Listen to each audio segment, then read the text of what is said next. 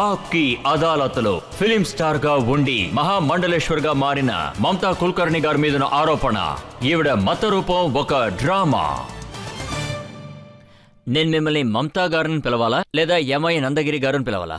కానీ ప్రజలు ఏమంటున్నారంటే మీరు తీసుకున్న ఈ రూపం, కాషాయ వస్త్రం, సన్యాస రూపం, ఈ రుద్రాక్షమాల ఇవన్నీ కూడా ఒక రోల్, ఇవంతా డ్రామా, ఇది కొద్ది రోజులుగానే ప్రజలంటున్నారు. ఒకవేళ ఇది కొన్ని రోజుల విషయం అయ్యుంటే, యాక్చువల్గా 12 సంవత్సరాల తపస్సన్నారు, కానీ 23 సంవత్సరాల తపస్సేది. నేను 23 సంవత్సరాలు మాయంగా ఉన్నాను. నేను 2000 నుంచి 2012 వరకు కఠినంగా తపస్సు చేశాను. అంటారు కదా, మా మండలేశ్వర్ ఎవరూ కాలేరు అని. అలా మీరుంటే మీరు అవ్వగలరు. నేను ఈ కాషాయ వస్త్రాన్ని అసలు ఏమాత్రం ఇష్టపడలేదు. నేను ఎందులోనూ బందీ కావాలనుకోలేదు. ఎందుకంటే నేనేమీ తప్పు చేసినట్టు నాకనిపించలేదు. యాక్చువల్గా ఈ వస్త్రం నాకు మహాశక్తి, మహాకాళి, తర్వాత చూశారంటే ఈ మహాకుంభ్, తర్వాత ఈ మహాకాల్ భూమి, తర్వాత నేను మహాకాల్, మహాకాళికి ఎన్నో తపస్సులు చేశాను. కొన్నిసార్లు నాకు చాలా భయమేస్తోంది, నాలోంచి ప్రచండ్ చండీ బయటకొస్తుందేమో అని. ఇప్పుడు అతిపెద్ద చర్చ జరుగుతోంది మిమ్మల్ని మహామండలేశ్వర్గా మార్చడమే. అది కూడా వికలాంగుల సమాజానికి. మీరొక వికలాంగురాలు కాదు, మీరొక స్త్రీ. ఓ మా మహామండలేశ్వరర్ డాక్టర్ ఆచార్య లక్ష్మి నారాయణ త్రిపాఠి గారు, ఆయనొక ఆచార్య. నాకిలాంటి ఏ ఆశ లేదు. నేనిలాగా ఒక పదవిలో అరెస్ట్ అవ్వాలనుకోవడం లేదు. నేను ప్రసన్న చండీ అర్థస్వరూపిణి. తర్వాత 2 రోజులుగా ప్రజలు కూడా దీని గురించే మాట్లాడుతూ ఉన్నారు. అక్కడున్న జగద్గురు, నేనాయన పేరు చెప్పదలుచుకోలేదు. నా చర్చలో ఆయన పేరు రాకూడదు. ఆయన మీలాగా నన్ను వెక్కిరించి మాట్లాడారు. యాక్చువల్గా నేనక్కడికొచ్చింది ఎందుకంటే స్నానం చేయడం కోసమే. తర్వాత మధ్యాహ్నం వరకు దానికైనా ఏర్పాట్లు జరిగాయి. నేను మహామండలేశ్వర్ని అయ్యాను. నాకు రథం ఉంది, దాంతోపాటు గొడుగు ఉంది, తర్వాత స్టిక్ ఉంటుంది, దాన్నేమంటారు, కర్ర. ఆ ఏర్పాట్లు ఏమీ జరగలేదు. నన్నొదిలేసి అందరూ వెళ్ళిపోయారు. అన్ని మండలీశ్వరరు వాళ్ల రథాల మీద 12 గంటలకే స్నానం చేయడానికి వెళ్ళిపోయారు. తర్వాత నేను 23 ఏళ్లు తపస్సు చేశాను. నన్ను వాళ్ళు దూరంగా పెట్టారు. నాకు ఎటువంటి బాధ లేదు. నేనే చెప్పాను, నా మీద చర్చలున్నాయి, మీరు వెళ్ళండి అని. కాని నా లోపల్నించి నేను చెప్పినట్టు ప్రచండి చెప్పింది, పారాశక్తి విద్మహే, ఆగే శక్తి విద్మహే ధీమహే, ధన్యో సజ్యోత్య వామృద్యాయ ప్రచోదయ. సో ప్రసన్న చండి ఆ రోజు ఐశ్వర్య స్వరూపంలో ఉన్నారు. దానికి 64 యోగ్యాలు ఉంటాయి. నేను నాలో 23 ఏళ్లగా ఆ యోగిలని మేలుకొనేలా చేశాను. కాని నేను వెనకుండడం వాళ్లు ఓర్చుకోలేకపోయారు. నేను వాళ్ళని వెళ్ళమన్నాను. నా బాధ ఇది మాత్రమే. ఈ అహంకారమంతా, దీన్ని మీరు బాగా చూశారంటే, ఈ రథం, ఈ గొడుగు, ఈ కర్రకి వెనక కూర్చున్న తర్వాత కూడా నా స్నానం ఆగిపోయింది. తర్వాత ఏడ్చాను, ఎంతగానో ఏడ్చాను. అందరూ ఆ రథం కోసం ఆగారు, స్నానం చేయడం కోసం. తర్వాత 3 గంటలకి అక్కడ్నుంచి నాకో ఫోన్ వస్తోంది. మీరు మహాగౌరీ, మహాకాళి అని. ఏవైందని అడిగాను. వాళ్ళేమన్నారంటే స్నానం ఆగిపోయిందన్నారు. రథాలన్నీ అక్కడే ఆగిపోయాయి. ఏవైందని అడిగాను. వాళ్ళన్నారు అక్కడ్నుంచి 10 కిలోమీటర్లు నడిచి వస్తున్నాము అని. అప్పుడే నేను చెప్పాను, నేను మహాకాళినని. ఏ స్నానంలో మీరు మునుగుతున్నారో అది నేనే. మీరు ఎలా నన్ను వదిలి వెళ్ళొచ్చు? నేనేమడిగానంటే, నేను 4 గంటలకి లేచాను, నేను స్నానం చేయలేకపోయాను, కనీసం నాకు టీ అయినా దొరుకుతుందని అడిగాను. అప్పుడు వాళ్ళు నాతో ఏమన్నారంటే, టీ వాడు కూడా స్నానం చేయడానికి వెళ్ళాడని.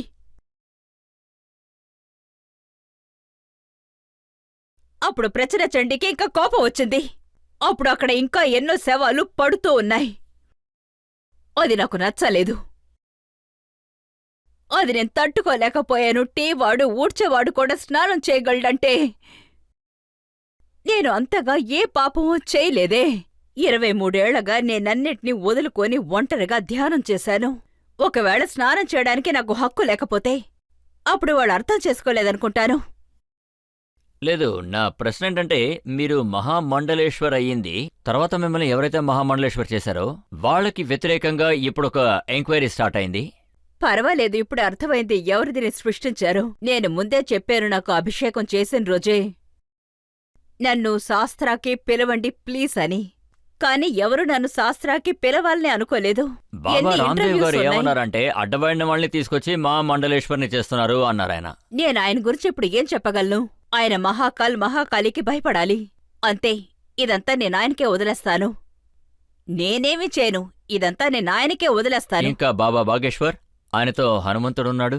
చూడండి బాబా బాగేశ్వర్, బాగేశ్వర్ ఏమన్నారంటే మహామండలేశ్వర్ అవ్వాలంటే 50 సంవత్సరాలు తపస్సు చేయాలి అన్నారు. ఇప్పటి వరకు నేనే కాలేకపోయినా ఆవిడెలా అయ్యారు అంటున్నారు. విషయం ఏమిటంటే నాపీ నరేంద్ర శాస్త్రి, ఆయన వయసు 25. అన్ని సంవత్సరాలు నేను తపస్సు చేశాను. తర్వాత ఆయన మొక్కుకునే దేవుడు, అందరూ మొక్కుకునే హనుమంతుడు. నా 23 ఏళ్ల ఈ తపస్సులో 2 సార్లు ప్రత్యేకమైన స్వరూపంలో నేను ఆయనతో ఉండాల్సొచ్చింది. నేను ఆయన గురు రామ్ భర్త్రాచార్యార్. నేనిప్పుడు గిరేంద్ర శాస్త్రికి ఒక విషయం చెప్పాలనుకుంటున్నాను. అంటే మీ గురు, ఆయన దగ్గర ఒక దివ్య దృష్టి ఉంది. ఆయన దగ్గర నేను ఎవరూ అడగమని చెప్పాను. ఆ తర్వాత ఆయన మౌనమైపోయారు.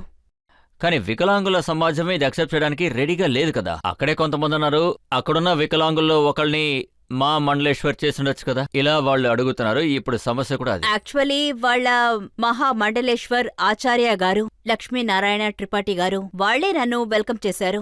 ఆ టైంలో నేను దీనికి సిద్ధంగా లేను. ఆయన్ని 2 సార్లు లక్ష్మణ్ కలుసుకున్నాను. త్రిపాఠి గారు ఇప్పుడు ఆయన కూడా సమస్యగా మారింది. ఎందుకని మీరు మమతా కుల్కర్ణి గారిని మా మండలేశ్వర్ చేశారని ఆయన కూడా అడుగుతున్నారు. ఇప్పుడుండదు. ఇప్పుడు ఎవరికంతా నన్ను మహామండలేశ్వర్ని చేశారన్న సమస్య ఉందో వాళ్ళకి తెలుసు నేను ఎన్ని త్యాగాలు ఎవరెవరైతే చేశానని. సన్యాసి అవుతున్నారో, సాధువు అవుతున్నారో, మా మండలేశ్వర్ అవుతున్నారో వాళ్ళందరూ కూడా వేదాల్ని చదువుంటారు, శాస్త్రాల్ని చదువుంటారు, ఆధ్యాత్మికతగా చదువుంటారు. కానీ మిమ్మల్ని చూస్తే అలా అనిపించట్లేదే. అందుకే నేనిది తరచూ చెప్తూ ఉన్నాను. ఒక్కొక్కసారి నేను నన్ను రివర్స్లో కూడా చూపిస్తూ ఉంటాను. ఎందుకంటే నా నిజమైన జ్ఞానం బయటికి తెలియకూడదు అని. ఎందుకంటే నిజమైన జ్ఞానాన్ని ఎప్పుడూ బయటికి చూపించకూడదు. అహంకారం పెరుగుతుంది. కాని మీరు వేదాల గురించి మీరిప్పుడు చెప్పడం వల్ల ఈరోజు నేను మంత్రాల్ని కూడా ఉచ్చరించలేదు. నేనేమంటున్నానంటే ఇప్పుడు నేను అదిక్కడే చేస్తాను. ఎందుకంటే ఏది నిజమో ఏది అబద్ధమో మీకే తెలుస్తుంది. ఇది ఋగ్వేద మంత్రం.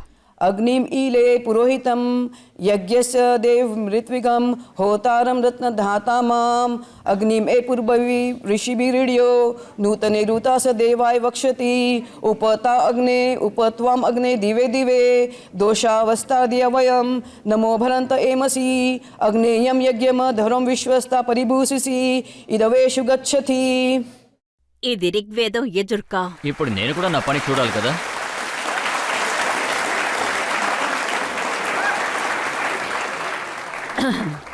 యాక్చువల్గా విషయం ఏమిటంటే చెప్పండి. మీరు గణపతిని ఆహ్వానం చేశారు, ఆదిశక్తిని ఆహ్వానం అవును. చేశారు. బ్రహ్మ కూడా ఉండాలి, నారాయణుడు ఉండాలి. कर्मण्येवाधिकारस्ते मा फलेषु कदाचन मा कर्मफल हेतुर्भुन्माते संगोस्त्व कर्मणे. आत्मा तो हम गिरजामति सचरा प्राणाम तम श्रीरागृहम पूजा ते विश्व भोग रचना निद्रा समाधि स्थिति संचारा पदयो प्रदक्षिणा विधि स्तोत्राणि सर्वागिरि यद्यत् कर्म करोनि तदखिलं शंभो तवाराधनम.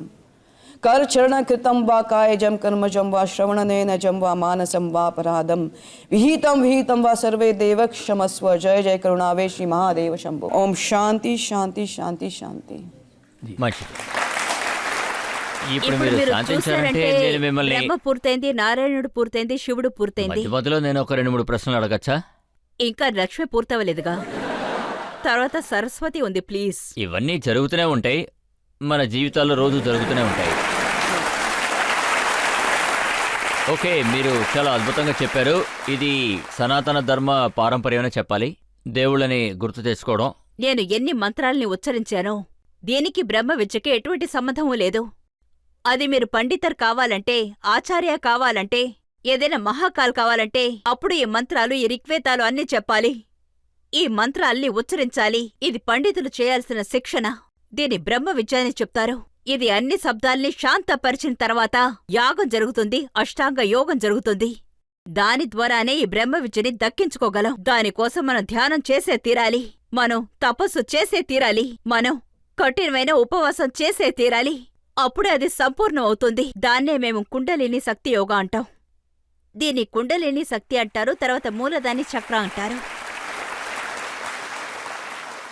తర్వాత మాటలు, మంత్రాలతో ఎటువంటి సంబంధమూ లేదు. మీరు జ్ఞానం పొందడాన్ని వికలాంగుల సమాజం అస్సలు అంగీకరించలే లేదు. అక్కడొక మా మండలేశ్వర్ ఉన్నారు, హిమాంగి గారు. చెప్పండి. ఆయన ఏమన్నారంటే ఈవిడ 10 కోట్ల రూపాయలు ఇచ్చే మా మండలేశ్వర్ అయ్యారంటున్నారు. నా దగ్గర 10 కోట్లు కాదు, 1 కోటి రూపాయలు కూడా లేవు.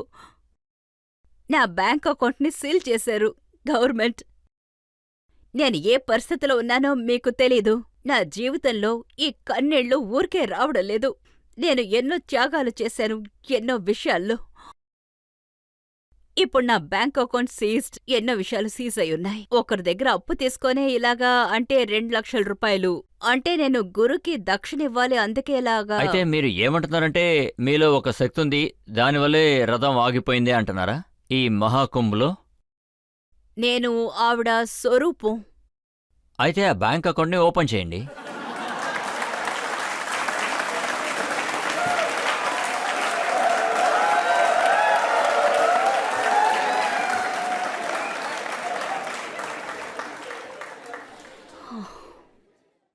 చూడండి, నేను 12 ఏళ్ల వరకు ఇక్కడికి రాలేదు.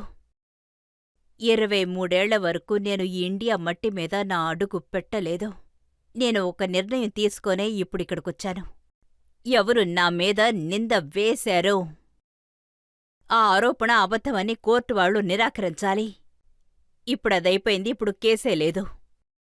నా మమతా కుల్కర్ణి అనే పేరు, నా పేరును పబ్లిసిటీ చేయడానికే కేసు వేశారు. ఇక్కడున్న సిబిఐ ఆఫీసర్స్ వాళ్ళందరూ నా పేరెందుకు తీశారో మీ అందరికీ తెలుసు. ఆయన బాంబేలో కమిషనర్ అవ్వాలనుకున్నారు, అందుకే ఆయన నా పేరు తీశారు. ఇప్పుడు ఆ కేసుని సుప్రీంకోర్టు, హైకోర్టు కొట్టిపారేశారు. నా నిర్ణయం ఇదే. ఆ కేసు పూర్తి కానంత వరకు నేను ఇండియాలో కాలు పెట్టకూడదు అన్నది మాత్రమే. నాకు ఇంతకు మించి ఇంకేం కావాలి? ఎవరు నా మీద నింద వేశారో నేను ముందే వాళ్ల మీద కమిషనర్ పోస్ట్ నుండి అవమానపరిచి ఆ పోస్ట్ నుంచి తీసేశారు. ఇవాళ నేను మీ మీద నిందలు వేస్తున్నాను నాకే కాదుగా. తర్వాత నాకు తెలిసినంత వరకు ఇప్పుడు నేనెక్కడున్నాను అంటే కుంభ్లో జగద్గురు ఉన్నారు, పాచి మహామండలేశ్వరర్. ఆ రథాలన్నీ తిరిగి వచ్చిన తర్వాత ఆయనే నాతో చెప్పారు, తల్లి మీరు పరిపూర్ణ తల్లి అని. అప్పుడు నేను చెప్పాను నేను పరిపూర్ణ తల్లి కాను అని, ఇంకా నేను ఒక శిష్యురాల్నే అని. ఎందుకంటే పరిపూర్ణత శివుడికి మాత్రమే. మీరు నన్ను పరిపూర్ణం అంటున్నారు. నేనింకా ఎన్నో విషయాలు తెలుసుకోవాలి. చాలా మంది ఏమంటున్నారంటే మీ కొత్త రూపం ఉంది చూసారా, ఇది ఊరికే కొద్ది రోజులకే మళ్ళీ మీరు సినిమాలో యాక్ట్ చేయడానికి వెళ్ళిపోతారంటున్నారు. మీకు చాలా పబ్లిసిటీ, చాలా మంచి పేరు వచ్చిన తర్వాత. చూడండి, విషయం ఏమిటంటే మీరు ఇంతవరకు ఎవరి గురించి విన్నారో వాళ్ళందరూ 2-3 ఏళ్లే ఉంటారు. వాళ్ళు బ్రహ్మ విద్య ధ్యానాన్ని చేసుంటారు. వినోద్ ఖన్నా గారి పేరు ఈ ప్రపంచానికే తెలుసు. ఆయన కూడా సన్యాసి అయ్యారు, మళ్ళీ సినిమాలకు వచ్చేశారు. చూడండి, ఇంకొక విషయం, ఎవరికైతే ఇలాగా పరిపూర్ణ జ్ఞానం ఉందో వాళ్ళలా చేరు. ఇది ఎలాగంటే అది పాల్లాగా, పాలుని కాచి దాన్ని నెయ్యిగా మార్చడం లాంటిది. నేనే మళ్ళీ పాలుగా మార్చలేము. అదే దాని స్వరూపం. ఈ 23 ఏళ్లలో నేను నెయ్యిగా మారాను. 2-3 సంవత్సరాలుగా ఉంటే, ఆటంపరంగా ఉంటే ఒకవేళ తిరిగొచ్చేదాన్ని. ఎందుకంటే బ్రహ్మ విద్య ఉంది కదా. నిజానికి ఇది జోక్ కాదు. ఇప్పుడు నేను రావడం చూసిన తర్వాత చాలా మంది రావడం నేను చూశాను. ఇప్పుడు చాలా మంది ఈ కాషాయ వస్త్రంలో రావడం నేను చూశాను. వాళ్ళకిది 2 రోజుల ఆటంపరం ఈ ఫ్యాన్సీ డ్రెస్ కాంపిటీషన్లో వచ్చేలాగా. నేను 23 సంవత్సరాలు ఏం చేశానో వాళ్ళకి తెలీదు. నేను ఈ చోటికి ఎలాగొచ్చానో వాళ్ళకి తెలీదు. నేను 3 నెలలు భోజనాన్ని త్యాగం చేశాను. నేను ఇలాగా హార్టీ యోగాని పరిపూర్ణంగా చేసి ఆదిశక్తిని కూడా నా ఎదురుగా రప్పించాను. మీరు నేను ఆదిశక్తికి చెప్పాను, నువ్వు నా ఎదుట రానంత వరకు నేను భోంచేయనని. నా 12వ రోజున నేను 5 రోజులు నీళ్లు కూడా తాగకుండా ఉన్నాను. 15 రోజుల తర్వాత భగవతి సాక్షాత్తు నా ముందుకొచ్చి నిలబడ్డారు. ఆ తర్వాత నేను భోంచేశాను. కానీ మీరే మొదటి ఒక నిమిషం భారత ఉండండి. స్త్రీ. ముందు నన్ను ఒక ప్రశ్న అడిగారు కదా, చెప్పండి. నా బ్యాంక్ అకౌంట్ని దేవుడెందుకు ఓపెన్ చేయలేదు అని. ఒకవేళ నేనిలా ఉంటే అది నేను ఈశ్వరుడికి ప్రసన్న చండీని వదిలేశాను, అదే నిజం. ఒకవేళ నాకు దానిమీద ఆశ ఉంటే నేను బాలీవుడ్ని వదిలేదాన్ని కాదు. 25 సంవత్సరాలు నేను కనీసం వచ్చి చూడలేదు. నాకు 3 అపార్ట్మెంట్స్ ఉన్నాయి. అవి బూజుపట్టి పాడైపోయాయి. ఎందుకంటే అవి తెరవడానికి 25 సంవత్సరాలు ఎవరూ లేరు. కావాలంటే వాటి ఫోటోస్ని మీకు పంపిస్తాను. ఆ ఇంటి గోడ మీద పురుగులు కూడా ఉన్నాయి. నేను లోపలికి వెళ్ళలేదు, కాని బయటున్న పరిస్థితిని మీకు చూపిస్తాను. అలాంటప్పుడు ఎవరిదంతా చేయగలరు? ఒకవేళ నాకు బాలీవుడ్ మీద మీరు చెప్పినట్టు ఆశ ఉంటే నాకు 3 అపార్ట్మెంట్స్ ఉన్నాయి. అది మొత్తం బూజు పట్టిపోయి ఉంది. నేను జీవితంలో నేనెప్పుడూ అది ముఖ్యం అనుకోలేదు. నేను అడిగేది కూడా అదే. అంటే మీలో ఇంత శక్తి నేనెందుకు ఇది ఉన్నప్పుడు తెలుసుకోవాలి? అంటే నేను అడగదలుచుకుంది లేదు, ఏంటంటే లేదు. మరి ఆ అపార్ట్మెంట్ ఎలా లేదు, పాడైపోయింది? అది అలా కాదు. అలా జరుగుండేది కాదు కదా.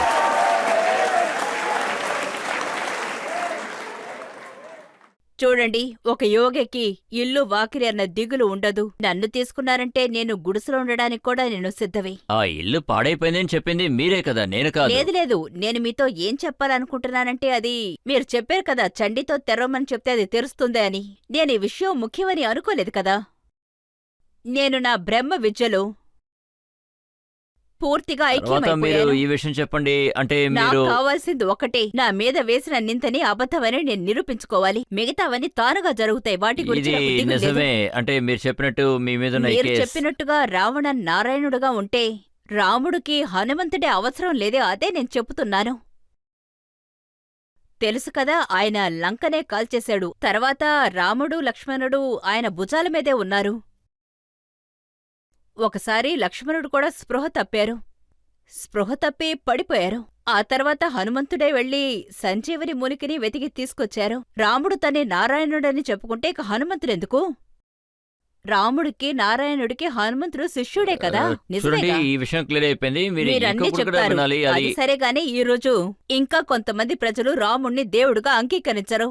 రాముడెక్కడున్నాడు చూపించండి అని ఇంకా అడుగుతూనే ఉన్నారు. ఆధారాన్ని చూపించమంటున్నారు. అందుకని ఆరోపణ నాకక్కర్లేదు. నేనేమంటున్నానంటే, ఎవరికి నేను తపస్సు చేశానో చండీకి. నా కొన్ని విషయాలు ఆవిడే తట్టుకోలేకపోయింది, కానీ కానీ అంగీకరించలేకపోయింది. మీరు ఒక విషయం చెప్పండి. వికలాంగుల సమాజం అలవాటు ప్రకారం మీరు 24 గంటలు ఈ బట్టలు వేసుకోవాల్సిన అవసరం లేదు. మీరు జుట్టు కూడా ముడియాల్సిన అవసరం లేదు. మీకు ఎలా కావాలంటే అలా ఉండొచ్చు. సరే, విషయమేమిటంటే నేను మామూలు జీవితంలో ఎప్పుడూ అసలు శ్రద్ధ వహించను. నా మామూలు జీవితం ఎలా ఉంటుందంటే ఉదయం లేస్తాను, పుర్చాలం చేస్తాను. దాన్ని పంచమాకాలనంటారు. పంచతత్వాతో నేను దేవుడికి అభిషేకం చేస్తాను. మంత్రాల్ని ఉచ్చరించి అభిషేకం చేస్తాను, తర్పణం చేస్తాను. ఆ తర్వాత బ్లాక్ టీ తాగేసి ఆ తర్వాత ఒక ఆశ్రమంలో కూర్చొని పొద్దున్న 9 గంటల నుంచి మధ్యాహ్నం 12 గంటల వరకు ఒక ఆశ్రమంలో కూర్చొని నా పనులు చేస్తాను. ఆ తర్వాత 1 గంటకు లేసి దేవుడికి నేను ప్రసాదాన్ని పెడతాను. ఆ తర్వాత 1 గంట నుంచి 6 గంటల వరకు నేను ధ్యానం చేస్తాను ఆశ్రమంలో. ఆ తర్వాత 7 గంటలకి లేచి కొన్నిసార్లు ఉపవాసాన్ని పూర్తి చేసుకుంటాను. కొన్నిసార్లు 30 రోజులు కూడా సరే, ఉపవాసం మీరు నాకు ఉంటాను. ఒక విషయం చెప్పండి. ఆ. మీరు మీ తిండి గురించి చెప్పారు, అవును. కానీ ఆ కాలం ఇప్పుడు మారిపోయింది. మీరు డిసెంబర్ 31 రోజున ఒక పోస్ట్ చేశారు. అందులో మీరు మంగోలియన్ ఫుడ్ తింటున్నానని పెట్టారు. నిజమే.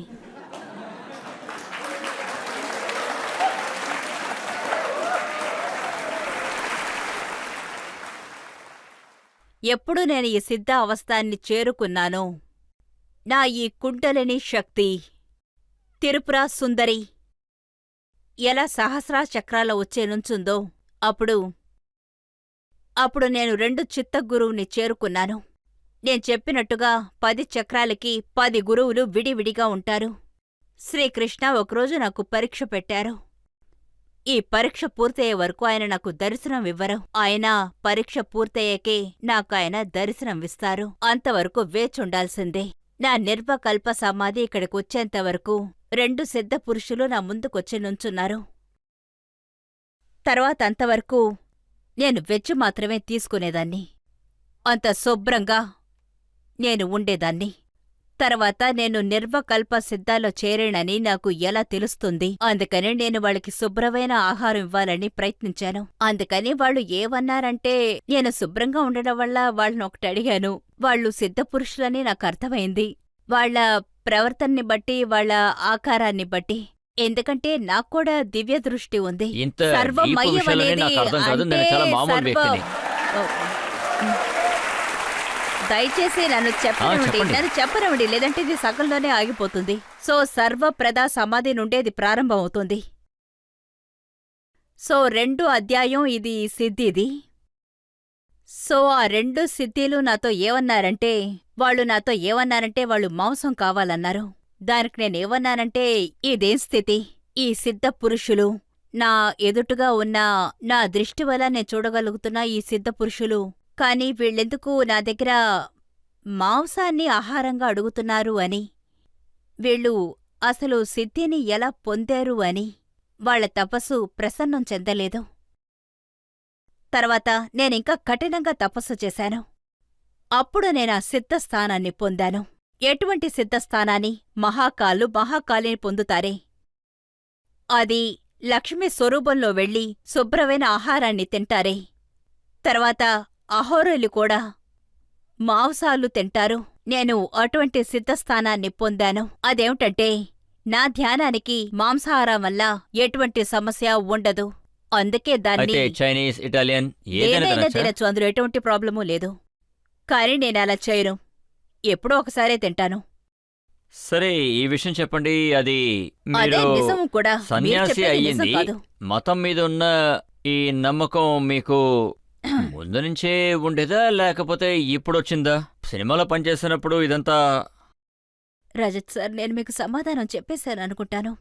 ఇప్పుడు మీరు మళ్ళీ బౌన్స్ చేయలేరు. మీరే కదా చెప్పారు, నేను బాలీవుడ్ లో ఉన్నప్పుడు బాలీవుడ్లోనే నవరాత్రి ఉండేదాన్ని. వ్రతం మీరు వచ్చిందంటే బాలీవుడ్ని మేమందరం చూసారంటే, నేను అదే చెప్తున్నాను. బాలీవుడ్లో 1996లో నా జీవితంలోకి గురు వచ్చేశారు. ఆయన పేరు గహన్ గిరి మహారాజ్. ఆయనెంతో పెద్ద తపస్వి. ఆ తర్వాత నేను రాసిన పుస్తకం ఉంది. 2011లో రాశాను. 12 ఏళ్లు అంటే నేను 23 ఏళ్లు బ్రహ్మచారిగా ఉన్నాను. ఇంతకుముందు 2000 నుంచి నేను 2012 వరకు మీరు చూశారంటే నేను బ్రహ్మచారిగా ఉండి తపస్సు చేశాను. నేను మీ ఇంటర్వ్యూలో ఒక దాంట్లో చూసాను. అందులో ఏం రాసిందంటే, మీరు సినిమాలో వర్క్ చేసేటప్పుడు కూడా నవరాత్రి వ్రతం ఉంటారు, ధ్యానంలో ఉంటారు అని. అవునవును, ఖచ్చితంగా. కానీ అందులో ఇది కూడా రాస్తుంది, సాయంత్రం అయిందంటే తాజుకి వెళ్లి 2 పెగ్గులు స్కాచ్ తాగుతారు అని. అవునవును, అది నిజమే.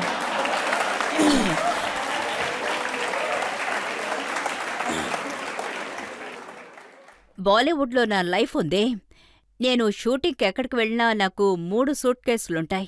ఒకటి చూస్తే బట్టల సూట్ కేస్, ఇంకొకటి దేవుడి సూట్ కేస్. అదెప్పుడూ నాతోనే ఉంటుంది. ఆ తర్వాత నాకిచ్చిన ఏ రూమ్ అయినా సరే, టేబుల్ ఫుల్గా నా ఫేస్కు ముందే ఒక పెద్ద అద్దం ఉంటుంది. ఆ టేబుల్ ఫుల్లుగా పూజ కోసం పెట్టుకుంటాను. అక్కడ దేవుడి పటాలు పెట్టుకుంటాను. పూజ చేసిన తర్వాతే నేను షూటింగ్కి వెళ్తాను. తర్వాత ఈ నవరాత్రి ఆ 9 రోజులు దానికి నేను ఒక పూజ చేస్తాను. ఆ 9 రోజులు కేవలం నీళ్లతోనే పూజ చెయ్యాలి అని. తర్వాత 3 యజ్ఞాలు చేస్తాను. మధ్యాహ్నం, రాత్రి 3 పూట్లు చేస్తాను. తర్వాత ఆ తీర్మానంతో 9 రోజులు నేను 36 కిలోలు గంధం చెక్కలు పెట్టి నేను యాగం చేశాను. 9 రోజులు ఉట్టి నీళ్లు మాత్రమే తాగి యాగం చేశాను. తర్వాత 9 రోజులు తర్వాత నేను చెప్పినట్లు ఇది ఎన్నో జన్మల పుణ్యం. ఏం జరుగుతుందో నాకు తెలీదు. అప్పుడే నేను 1 గంట సేపు 2 గంటల సేపని ధ్యానంలోనే ఉంటాను. కళ్ళు మూసుకొని 3-4 గంటల సేపు ధ్యానంలో ఉంటాను. 3-4 గంటల సేపు యాగం చేసిన తర్వాతే నేను కళ్ళు తెరిచి చూస్తాను. రాత్రిపూట హోమం కూడా ఈ విధంగానే చేస్తాను. ఆ 9 రోజులు ఈ విధంగానే చేస్తాను. నా డిజైనర్ ఉండేవారు బాలీవుడ్లో. ఆయనొచ్చి అడుగుతారు, what Mamata, what is happening అని. నువ్వెందుకింత సీరియస్గా ఉన్నావు? అప్పుడు నేను చెప్తాను, అవును నేను సీరియస్ అయిపోయానని. అప్పుడు ఆయన అంటారు, come come come let's go. Enough, 9 days enough. God, what is this? You become so serious. అప్పుడు తాజ్కి నేను వెళ్ళినప్పుడు ఒక 2 నవరాత్రుల పూర్తయ్యాయి. అప్పుడు నేను స్కాట్ తాగాను. అప్పుడు నేను 2 పెగ్గులు తీసుకొని, నా డిజైనర్ నా పక్కనే ఉన్నారు. ఆయన పేరు కమల్జిత్. అప్పుడు నేను నా డిజైనర్తో చెప్పాను, Kamal just wait, I want to go to rest room. కానీ నా 9 రోజుల తపస్సు ఎలా ఉందంటే ఏమీ లేదు, భోజనం నీళ్లు ఏమీ లేవు. 9 రోజులు హోమం యాగం, కడుపు మొత్తం మంట మంట మంట మొదలైంది. ఇప్పుడు మండేటప్పుడు మీరందులో హోమంలో నెయ్యి పోస్తే ఏమవుతుంది? ఇంకా కూడా మీకు మంట ఎక్కువైపోతుంది. ఆ తర్వాత నేనన్నాను బాత్రూంకి వెళ్ళొస్తాను అని. సో అక్కడ నాకు ఏవైందో నాకు తెలీదు. నేను కళ్ళు మూసుకొని కూర్చున్నాను. ఆ తర్వాత నాకు ఒళ్ళంతా జబ్ జబ్ జబ్ జబ్ జబ్ జబ్ జబ్ జబ్ జబ్ జబ్ జబ్ జబ్ జబ్ జబ్ జబ్. అంతా అలాగే వచ్చేసింది. తర్వాత ఇలాగా 40 నిమిషాలు నేను అలాగే ఉన్నాను. 40 నిమిషాల తర్వాత బయట జనాలు మోగారు. నా డిజైనర్ బయట మమతా ఆర్ యు ఓకే అని తలుపు తడుతున్నారు. I'm sorry, I don't know what is happen. So ఎక్కువగా తాగడం వల్ల వామిట్ వచ్చేస్తుంది కదా? అవును. కాదు, నాకు 2 పెగ్గు కంటే ఎక్కువగా అలవాట్లేదు. లేదు. తర్వాత ఏమైందంటే హోమం చేసేటప్పుడు ఎక్కువగా ఫాస్టింగ్ చేయడం వల్ల నిప్పు ఉత్పత్తి అవుతుంది. అందుకని వామిట్ రాదు. అంటే దీని అర్థం నిప్పు ఉత్పత్తి అవడం వల్ల మీరు సిద్ధి పొందడం వల్ల ఏ తిన్నా పర్వాలేదు, ఏది తాగినా పర్వాలేదని మీరు అంటున్నారా? లేదు. ఇది 96లో జరిగింది. 96, 97లో జరిగింది. 2 సంవత్సరాలు జరిగింది. నా గురు చూశారు. ఆయన ఒక మహాతపస్వి. ఆయనకేమనిపించిందంటే ఈ అమ్మాయి డిజైనర్స్ ఈ బాలీవుడ్ తన్ని చాలా రోజులు ఈ తపస్ని తన్ని చేయనివ్వరు అని. ఆయన ఒక తపస్వి. ఆయన అలా చెప్పారు అంటే ఆయన చుట్టూ ఈ చొంపులు, ఈ కర్రలు ఇవన్నీ ఉంటాయి.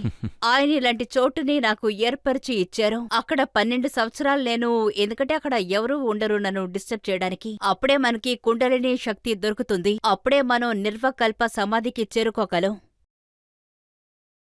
అప్పుడే మనం 12 సంవత్సరాలు బ్రహ్మచారి వ్రతాన్ని చేసే తీరాలి. అప్పుడే కుండలిని శక్తి పూర్తి అవుతుంది. ప్రజల్లోంచి ఎవరైనా ఒకరు ప్రశ్న అడగచ్చు. మేడం, నేను మిమ్మల్ని ఒక ప్రశ్న అడగాలనుకుంటున్నాను. హిందీ మూవీలో ఒక మంచి సాంగ్ ఉంది, संसार से भागे फिरते हो भगवान को तुम क्या पाओगे. ఈ పాట గురించి మీరు ఏం చెప్పాలనుకుంటున్నారు మ్యామ్? నేనొక పాట పాడచ్చా? गुरुचरणाम्बुज निर्भर भक्त संसारात चिराग भवमुक्त. गुरुचरणाम्बुज निर्भर भक्त संसारात चिराग भवमुक्त. सेन्द्रिय मानस नियमा देवो द्रक्ष्यसि निज हृदय संदेवं. द्रक्ष्यसि निज हृदय संदेवं. भज गोविन्दं भज गोविन्दं गोविन्दं भज मूढमदे. समप्राप्ते सन्निहिते काले समप्राप्ते सन्निहिते काले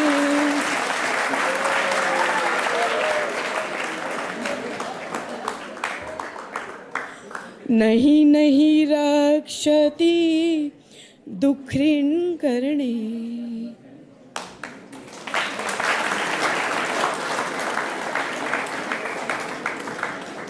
भज गोविंदम भज गोविंदम गोविंदम भज